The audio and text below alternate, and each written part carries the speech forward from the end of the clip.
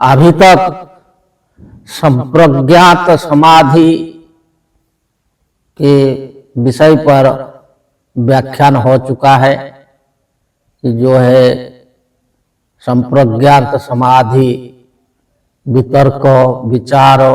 आनंद और अस्मिता रूपानुगमात संप्रज्ञात। और जो संप्रज्ञात समाधि है और उसमें जो साधक का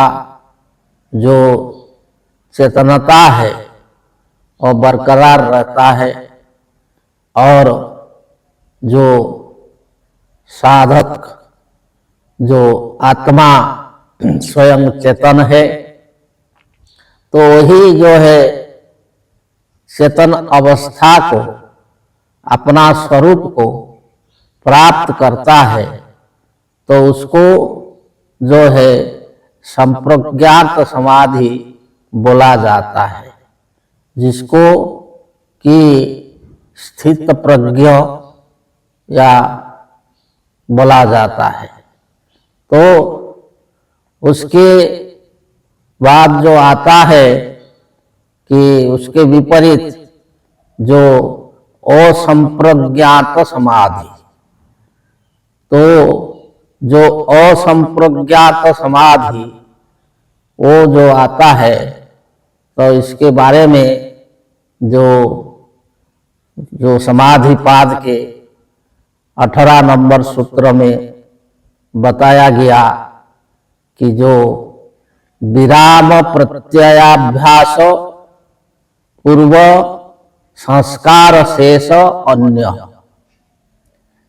विराम प्रत्ययाभ्यास पूर्व संस्कार शेष अन्य,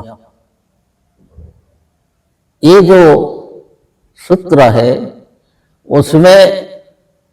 अन्य का मतलब है कि जो असंप्रज्ञात समाधि है। जो संप्रज्ञात समाधि के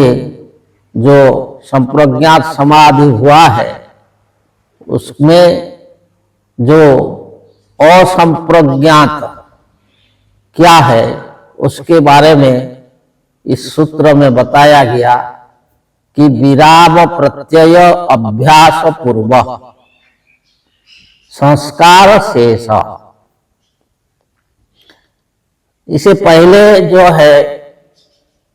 आया था 13 नंबर सूत्र में कि सतु दीर्घकाल नैरंतर्य संस्कार अवस्थित दृढ़ भूमि। ये जो योग है, जो अभ्यास है, तो दीर्घकाल नैरंतर्य संस्कार अवस्थित, दीर्घकाल बहुत दिनों तक, जन्म जन्मांतर तक जो अभ्यास, जो निरंतर अभ्यास के द्वारा जो दृढ़ भूमि अर्थात जो स्थिति, जो अपना जो दृढ़ स्थिति, मतलब जो बोला गया है कि अचल अयं, तो जो अचल है, जो स्थिर है, जो नित्य है, जो सत्य है, यही जो स्थिति, वो स्थिति को बोला जाता है दृढ़ भूमि। तो वही जो दृढ़ भूमि को जब प्राप्त करता है, संप्रज्ञात समाधि द्वारा अनेक काल पर्यंत जो साधन करके अभ्यास करके तो उसमें क्या होता है कि विराम लग जाता है। विराम का मतलब है रुकावट, कि वहीं पर जाकर के रुक जाता है। जो वृत्तियां, जो वृत्ति निरोध योग, तो वृत्तियां जो भी चलते हैं तो वो एक समय जब साधक बहुत दिनों तक अभ्यास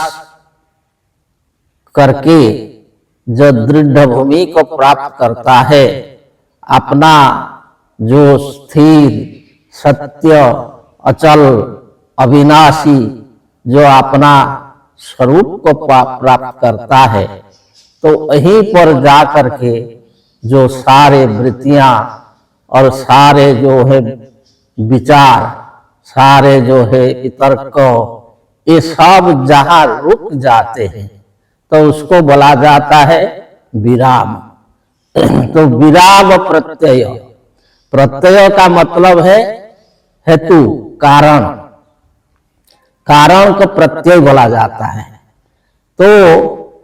जो संस्कार शेष विराम प्रत्ययाभ्यास, कि जो विराम को जो दीर्घकाल तक जो अभ्यास करने से जो संस्कार मिलता है, जो संस्कार शेष, शेष मतलब अवशेष, जो और कुछ रहता नहीं, केवल संस्कार ही रह जाता है, तो इसको बोलते हैं संस्कार शेष। तो जब साधक वही अपना जो सच्चा स्वरूप को, सत्य स्वरूप को प्राप्त करता है, तो उस अवशेष जो है केवल संस्कार ही रह जाता है। और वही जो संस्कार रह जाता है, वही जो विराम लग जाता है, तो वही फिर कैसे कारण बनता है आगे बताएंगे। जय जी।